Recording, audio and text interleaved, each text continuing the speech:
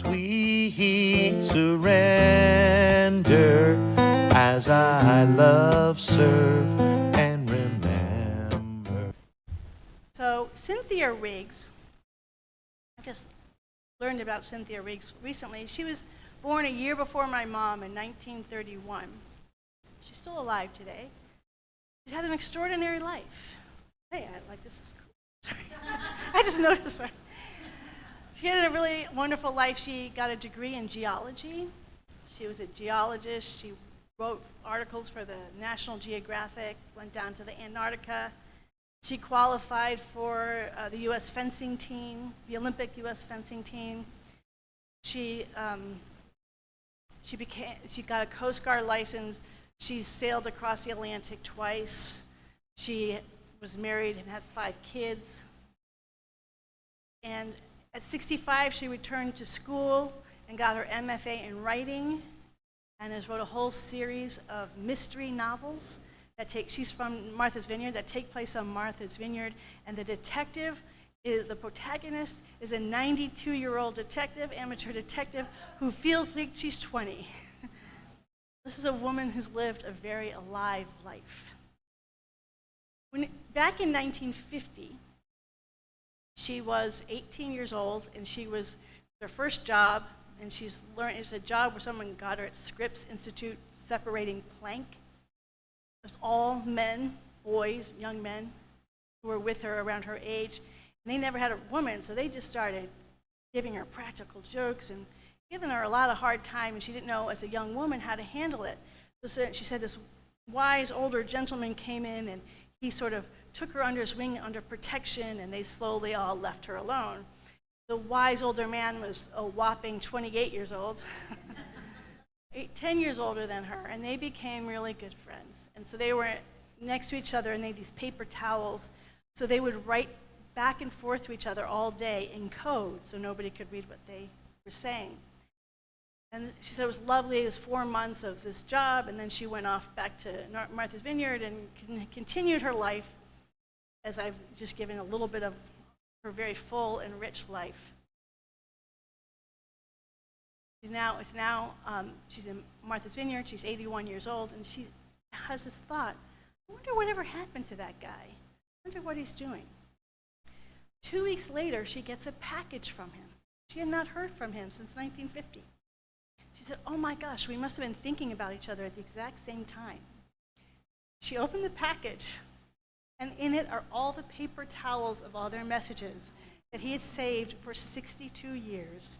And he put a note, I still love you. I've never stopped loving you. Of course, that's a little overwhelming to receive, and she wasn't sure what to make of it, but she gets his address, and they start writing to one another. They're writing back and forth every single day for a few months, and finally Cynthia's friends are like, you gotta get to meet this guy. He's in San Diego, she's in Martha's Vineyard. So she's really resistant and terrified, but they pack up her stuff and they get her on a plane to San Diego. She said, I'm a mess when I get off. I have such cold feet. I'm sweating. I'm chilled. My body's going crazy. I feel nauseous. But he puts her at ease, and they get along great. And within that, remember, he's 10 years older than her. So he's 91. And they get along so well, he proposes to her. And she says yes. So he says, well, I'll come out to Martha's Vineyard. So he at 91 with his son, they get his pickup and put all the stuff in there, and they drive across country to Martha's Vineyard, and they get married. And they have a wonderful time. They knew going in that he had some health challenges, so they wanted to make the best of the time that they had, and so they had a ball, and she would wake up, and she said I would go get coffee, and there'd be a note. Say, good morning, love, just so you remember, you are being loved all day long. And then he'd leave her little notes in the utensil or tied or pinned to one of her blouses. She said everywhere. Always was leaving love notes. Everywhere they went around Martha's Vineyard, he'd kiss her. He said, we're at the deli, and he kissed me. She goes, this guy used to be so shy, and he's kissing me at the pharmacy, wherever we go. And then I realized he wants to leave memories of him kissing me all over Martha's Vineyard. What a love story. I'm just sitting there listening. This is the best story ever. And eventually, though, he does make his transition. And she said it was the best 5 years of her entire life. You already hear what a life she's led, but having that connection with somebody. And what she said was, he was ready a lot earlier than I was. He would have reached out, but I had a wall a mile thick around me, for she had been married for 25 years in a very abusive marriage. And at that point, she cut it off and said, never, never, never, never again. So she felt that she had made herself so hard, a hard shell around her, that would be something she could never experience again, because she had created such a hardness around her. Still lived life, but when it came to interaction with other people, hardness. But she said through his steady, consistent, passionate love, day in and day out, it just opened up her heart. And the best part of hearing her tell the story is she kept laughing. Like, she got such a kick out of her own story. I mean, it's not like it was hilarious, but she was just so delighted with all of it, with this joy. It was so clear her heart was open. She was like, I guess I'm not a hard shell after all. I guess I do still have vulnerability. And I feel like that's so much of what our spiritual journey is about. That this divine presence is loving us all of the time. Just like he had been loving her for 62 years, but she just was like, nope, nope, nope, nope, nope. Or, that's not possible. I don't believe it's real. I don't have that's for other people. That's not for me. All the ways that we have of blocking ourselves from God, from this divine infinite love that is pouring itself into us in every moment of every day. And that when we just say yes, when she just starts saying yes, and by the way, she needed the help of her friends to force her to say yes, because she was still a strong no. And they're like, no, go, go, go, stop saying no. They pushed her into her greater good. So we need one another sometimes to help us move into those areas that terrify us. And the biggest area that terrifies us is deep connection with other people. In the reading today, one of the things he says I would have a slight shift on, he talks about we all need a soul friend. I think we need soul friends. I think we are here to have many soul connections. And we open up to those soul connections when we open up to the vastness of the light, of the love that surrounds and unfolds us all of the time, because then we start to see it everywhere. And it can be confusing. What really kind of inspired the talk today, actually, was I have been doing some work on my crown chakra, which is, there's energy centers, and the crown chakras, the open up to the cosmos, above, below, everywhere. The vastness. I haven't spent much time on the crown chakra because one of my teachers, Paramahansa Yogananda, really focuses on the third eye. Like, even if you're pulling your energy up, you don't stop at the crown chakra, you come back down and focus on the third eye. And I think the reason why he does that is because the crown chakra is so vast, it can be almost confusing. Has anyone here read the Bhagavad Gita? Only a few of you, all right. Well, I would like to make that your assignment for the next, by the end of this year. And if you've read it once, make sure you've read it twice. And the best version is Eknath Easwaran's translation. It's a brilliant spiritual book. By the way, the reason why people like Ralph Waldo Emerson and Charles Fillmore and Ernest Holmes read so much of the Eastern teachers is because so much of the Eastern teaching, not the religion part, but the inner spiritual stuff, they teach so much depth when it comes to inner spiritual awakening. And that's why so many Westerners seek God or spirit in the Eastern teachings to wake us up. The Bhagavad Gita is a wonderful example of that, and if you read a good translation, you'll see the connection of this isn't just sort of theoretical, but how it is alive in your own active personal life. Bhagavad Gita. And there's a chapter in the Bhagavad. So in the Bhagavad Gita, there's a warrior who's just like done fighting. They've had enough. They don't want to kill anyone else. and he's given up. And Krishna is his charioteer. Krishna is an individualized expression of God. He doesn't know that yet. And Krishna's explaining to him this path to God, all these different paths to God, waking up to God, and why it's important to keep participating, to not give up. Chapter 11 is the big moment. This is when he's been teaching and teaching and teaching Arjuna who God is, what God is, and who we are in relation to the path, all the many ways to get to know God. And then he said, well, he said, you've deserved it now. You've really been with me. You've stuck with me through all these chapters. I'm going to reveal to you who I really am. And he opens up to the extraordinary vastness that's beyond words. And it's everything. It's everything. And if you read the chapter, it's so vast, and it's even overwhelming to read it. And Arjuna's like, I got it. I'm so sorry I didn't see you, but please go back to your normal phone. Come back down. Ooh, that's too much. And in essence, that's what the crown chakra is. It's so vast. The energy's so high. It also comes down into us, and it can be very healing. But it's also so vast, which, by the way, can sort of mirror people on the spiritual progressive path. One of the things that we say all the time, there's infinite paths to know God. Every person has their own path to know God. Every religion is a path, but every individual has their own path. That can be overwhelming. That's a lot of paths. That's a lot of different versions of getting to the same thing. Do I go here? Do I go here? And if most of you have been on this journey for quite a long time, you know there's a gazillion workshops and teachers and programs, and it's unending. The crown chakra is unending. And that's when I got, as I'm being with the crown chakra, that's why Yogananda focused on the third eye. The third eye is about the individualized expression of the divine.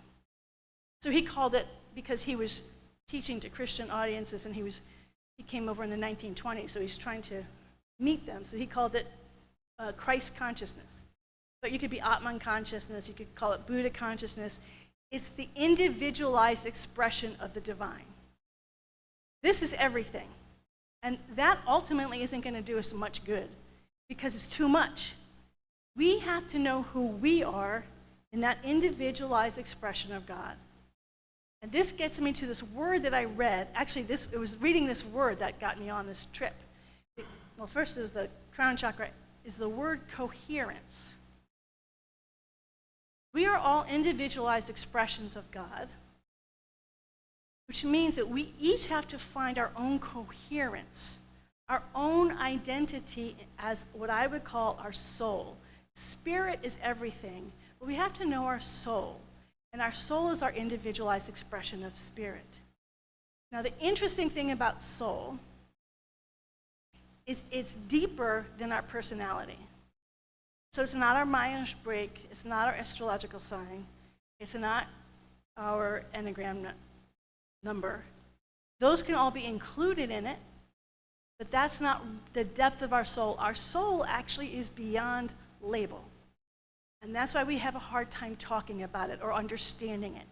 It takes a soul, it takes a deep inquiry to wonder, who am I as a soul? I think of someone like Francis Banks.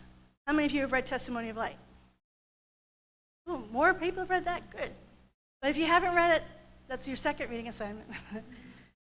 So Francis Banks spent most of her life as an Anglican nun while she was here on earth.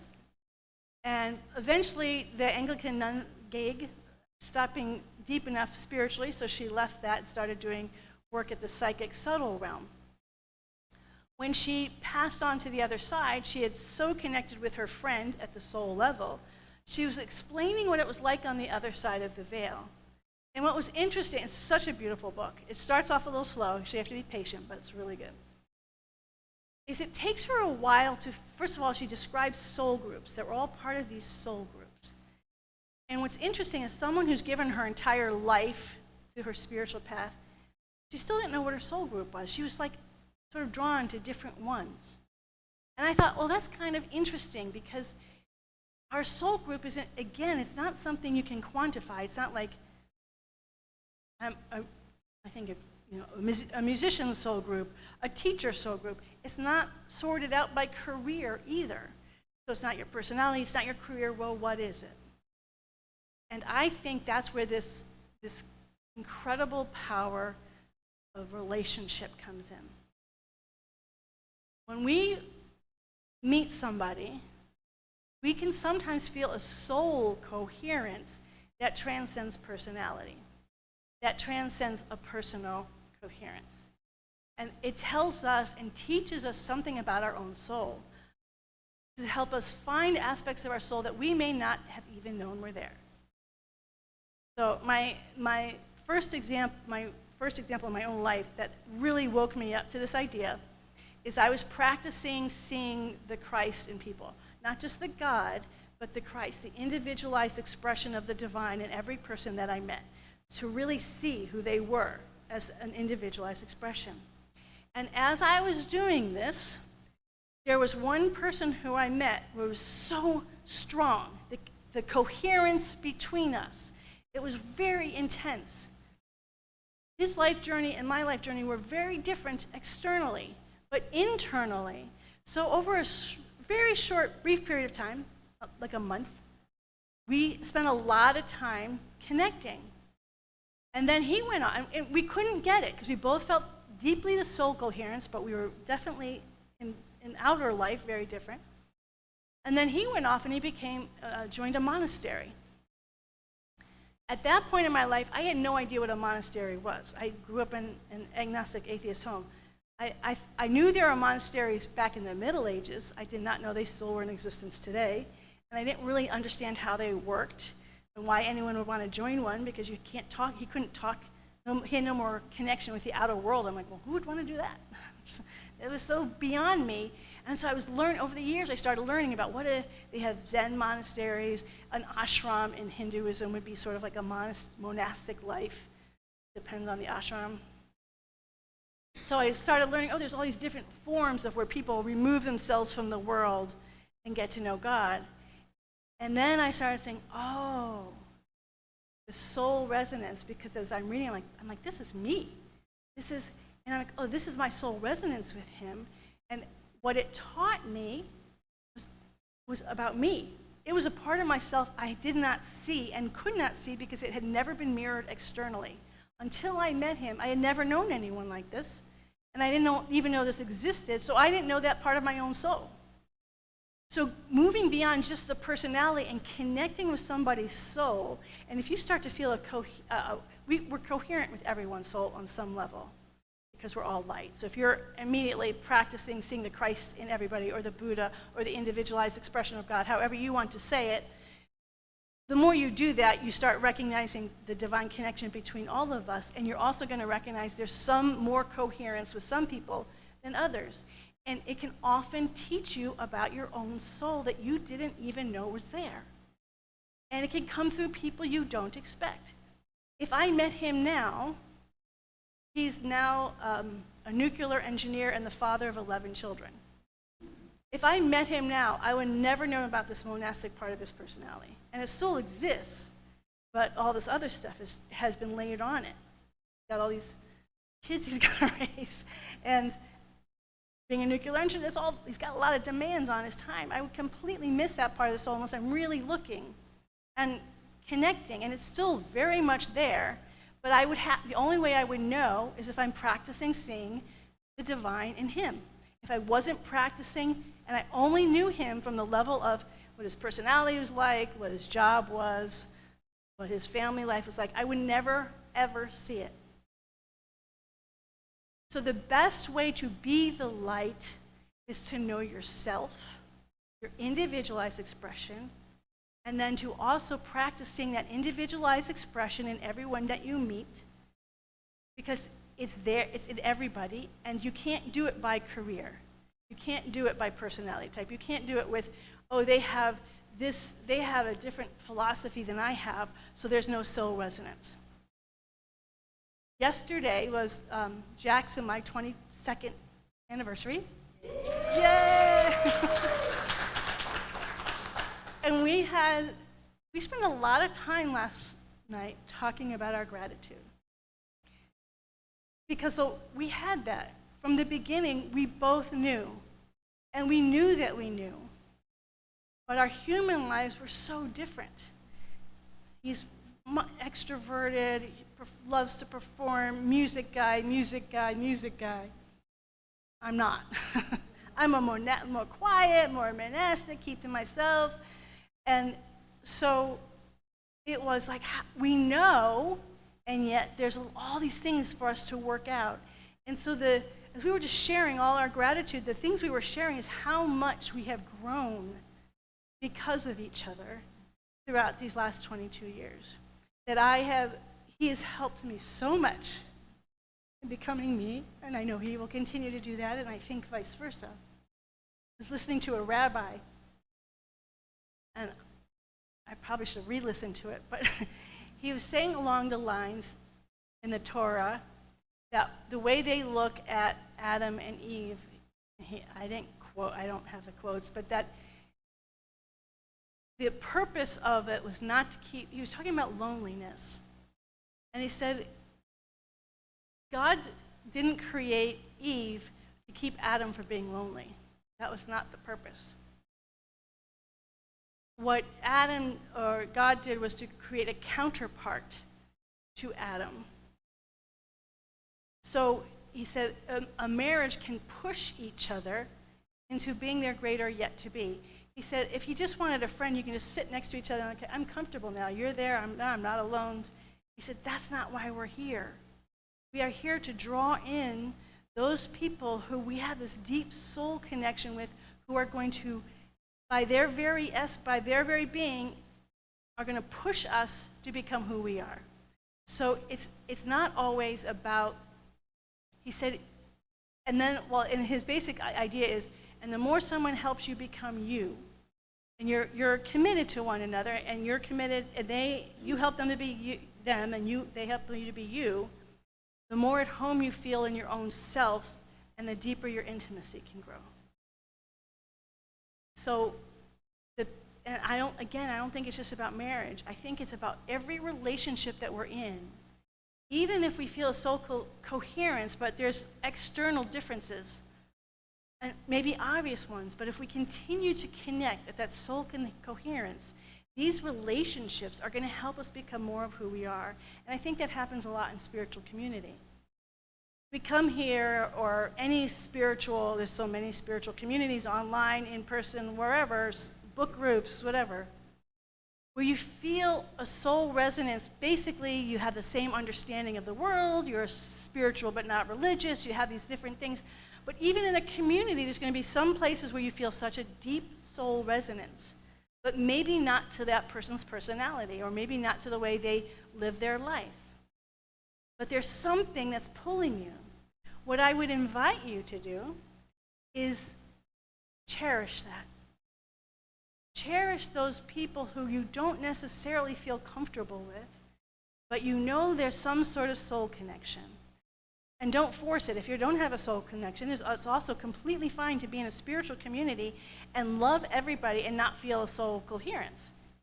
Totally fine. Then you don't have to force it. Just say, I love you, but I know you don't say it out loud, but in your head you recognize that there's not, and there's no rejection there. That is not rejection. It's knowing. It's self-knowing of who you are. But we are here to become more and more of who we are, and sometimes that means stretching and deepening in our own soul awareness, and we need other people to mirror aspects of our own soul that we cannot see, that are invisible to us. And so every soul connection is beautiful, just like when Frances was on the other side of the veil. She had lots of soul connections. I guess it gets confusing. I'll say spiritual connections. She was loved so many people. That's why she had a hard time finding her soul group, because she was loved it all. I love this, I love that. But it took her to get quieter and quieter within herself to find her own soul group. And I believe that this is the calling that we have now in our world, where loneliness, they keep saying how loneliness is such an epidemic, and perhaps Loneliness has become more of an epidemic, I don't know. But because there are so many choices, because we've opened up and said it's all good.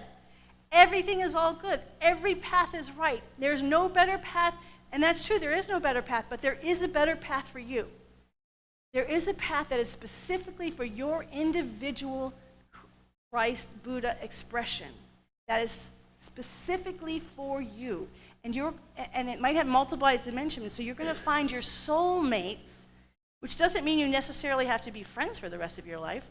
The guy that I met, who I found a piece of my soul through, we haven't become friends for the rest of our lives, but boy, did he reveal something powerful in me that I never would have seen.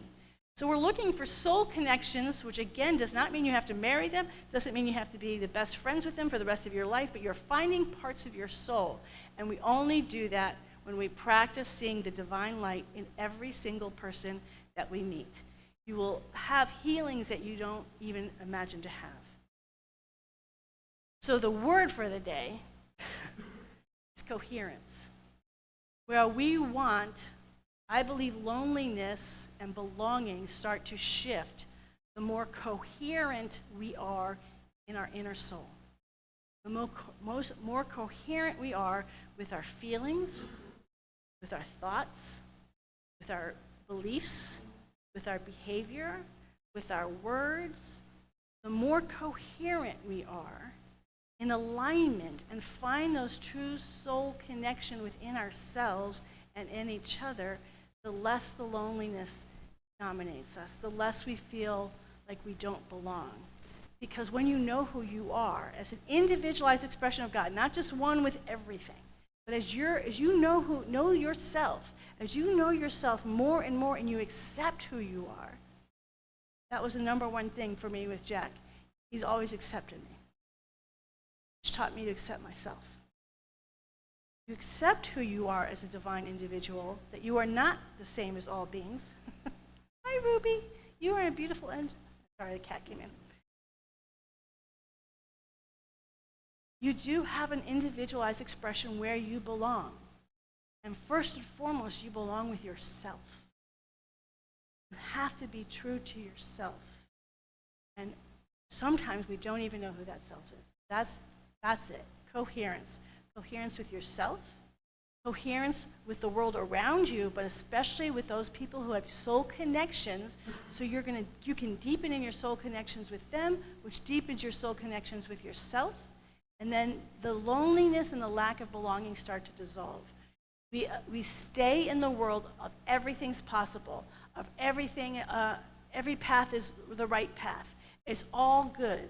We stay in that spiritual truth, but at the same time own that I am an individualized expression of God. I am not here to be all soul paths. I am not here to live every single path. I am here to live the path that the divine presence has given to me.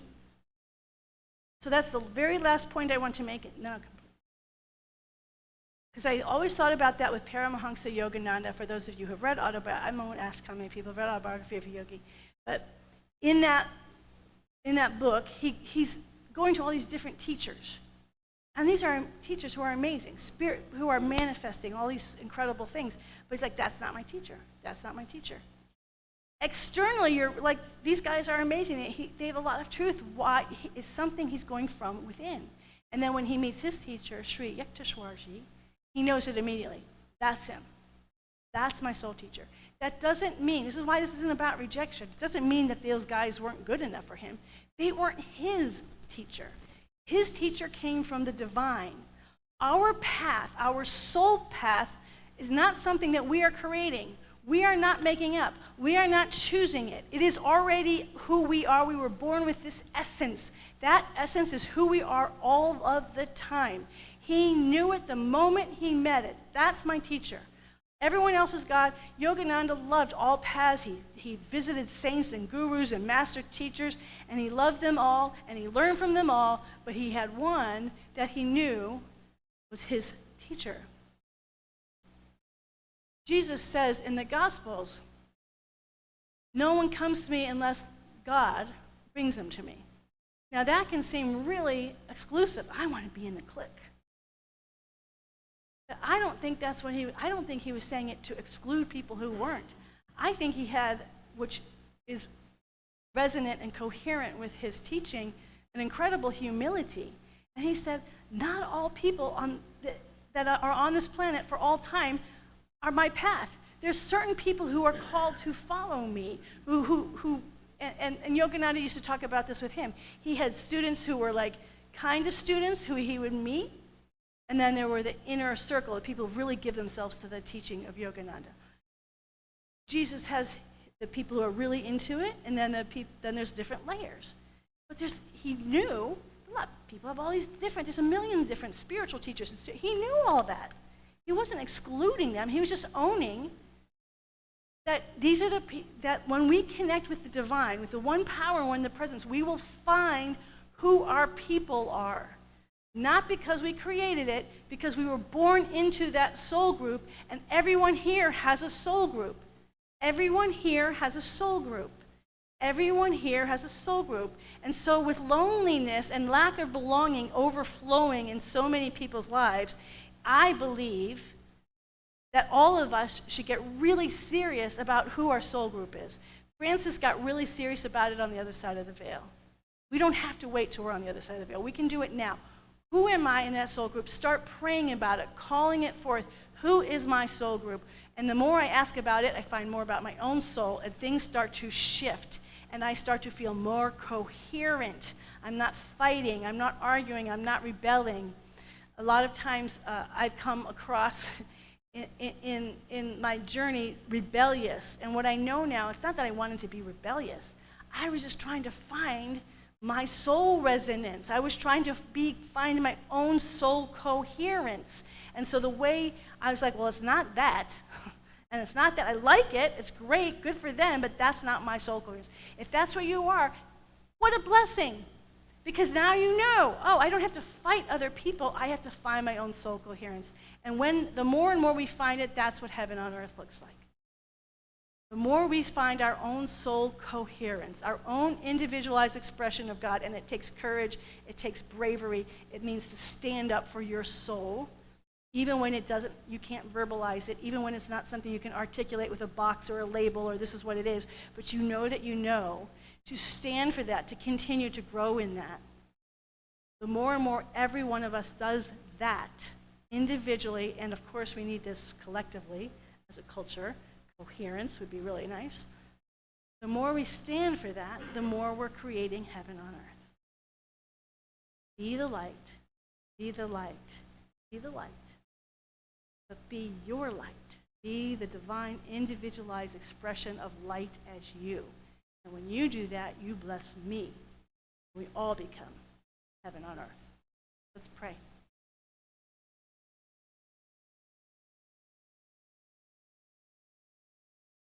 Be the light.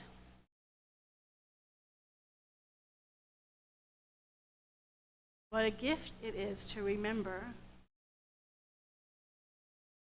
that we don't have to force our soul calling.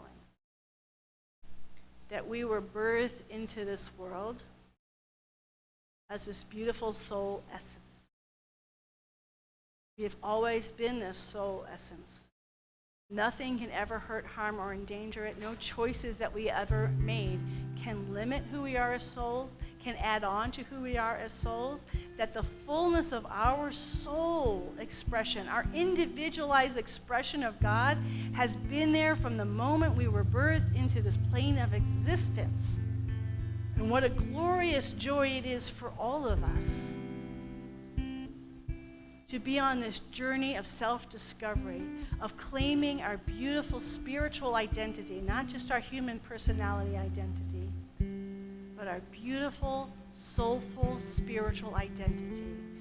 The more we know and the more we see and the more we feel in this divine presence,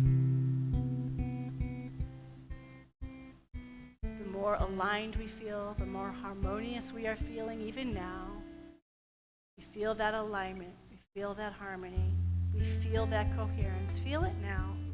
It's right here. This soul presence that is you. It's right here. That soul coherence. That coherence of light radiating and pulsating as you as like in nobody else. And yet, there are other people who are mirroring that. Our soul coherence. And it aligns with our human coherence. That there's a total marriage in our heart chakra of the spirit and the human. And we are aligned with ourselves. We are aligned with others in our soul group that are all over this planet who have every different type of career, every different type of personality, and yet they are here. They are here now, and they are one with us now. Those beautiful people who came onto this planet at the same time we came onto this planet, or around the same time, and that coherence never dies. It never goes away, just as we saw with Cynthia and her beloved husband of 5 years. That coherence between their souls never died. All the choices in the world never limited. That's what it is with all of our members of our soul group. We are never alone. So we call forth our soul group here and now. We call forth our awareness of our own soul coherence. And all those beings with whom we share this soul coherence. They could speak different languages, live in different places, and they could be our next door neighbor. They can be in our family. They can be in our workplace. They could be in our line at the grocery store. Wherever we are, these beautiful beings of our soul group are here. They are with us. They may be nameless to us right now, but they are with us. And for those that we know are our soul mates, we just say thank you. Thank you for those beautiful, radiant soul friends that are walking this journey with us. And we open our heart and we say yes, just as Cynthia said yes, we say yes to this infinite love that is pouring itself into our hearts and our souls right now. We say yes to receiving greater and greater awareness and depth of who and what we are and who our soul friends are, so we may truly understand what it means to be in heaven on earth, so we may know it as a reality here and now, right in this moment. Heaven on earth exists. It is not a future date. It exists now, this moment, and we are the center of our own divine unfoldment and our divine knowing of our own beautiful, radiant heaven on earth. We claim it, we accept it, and we thank God for it in deep abiding gratitude for this extraordinary, infinite good that has been pouring itself into our heart and our soul and our body our entire life, and today it's exploding out into our world as never before. So we truly know that we are never, ever alone. We always belong. We always have, and we always will. And we say yes to that, receiving that, to knowing it, to accepting it, and claiming it. In deep, abiding, everlasting joy, I just say thank you, God. And invite everyone here who is in agreement with what I say to join me in saying now. And so it is. Amen and amen. It is done. I walk in God in all